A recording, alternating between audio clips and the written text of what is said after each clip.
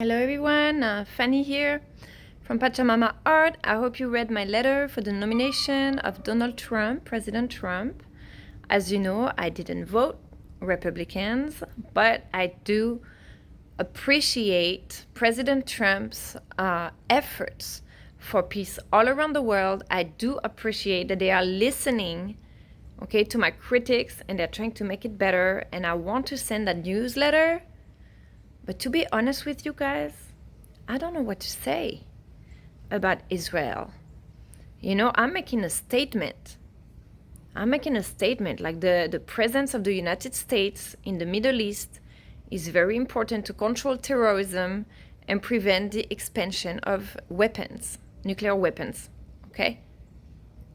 That is the official version of Netanyahu, and I trust the FBI. I know because I've tried to be recruited as an agent. I know FBI agents.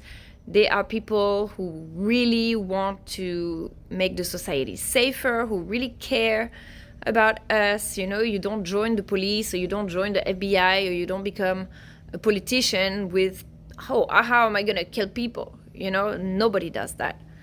But when you're in the middle of terrorism and corruptions and weapon trafficking, it's easy to be in the middle and not knowing what is the right and what is the wrong. And I see the videos online of the people in Gaza dying in front of our eyes, families, babies. Yes, they support Hamas because they've been indoctrinated since they were kids. They're born there. They don't have a choice. They're born there, and they teach them that.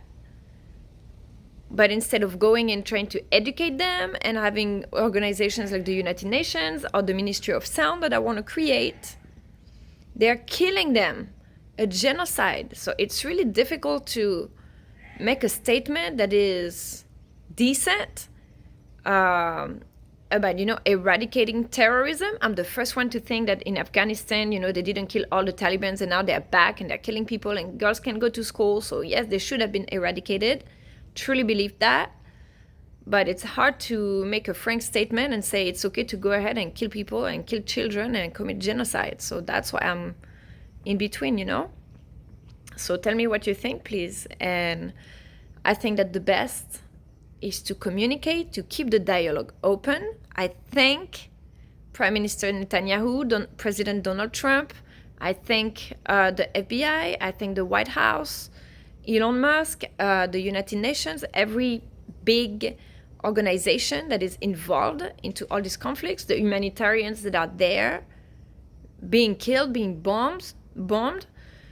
You have both sides of the opinions within the United Nations itself. So it's really difficult to make a statement, So the only solution is to stay united and work together. And honestly, if the ICJ has done its job, Netanyahu would be in jail already. So why is President Trump covering for Netanyahu? What is it that we don't know?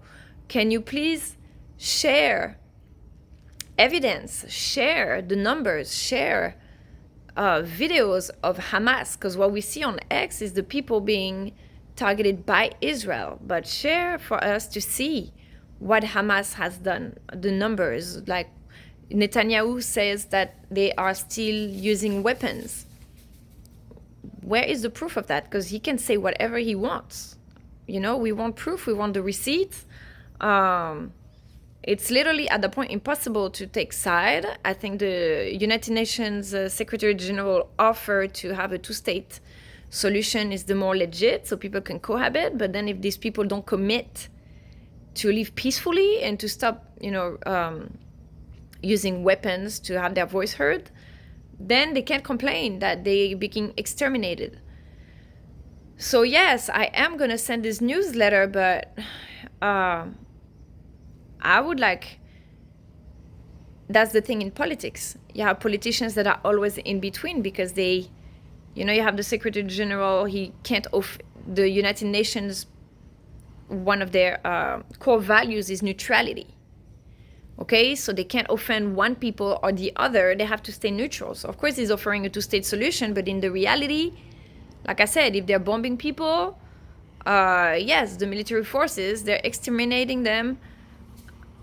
And most politicians, they are scared to make a frank statement And I think that's one value of Donald Trump, is that he's not apologetic about his policies. And sometimes you have to take actions that are going to get you hated, but because you're solving some world's problems that are difficult. So Netanyahu, is he a war criminal or is he a hero? I want to see proofs that Hamas is still using weapons. I want to see proofs of what he says. And if that's the case, then target only the people that are using weapons, not the families with little kids that are teachable. There are people that are going to university, that are educated. So they're teachable. We need to offer them opportunities to do better for the next generation. Otherwise, it's going to keep happening.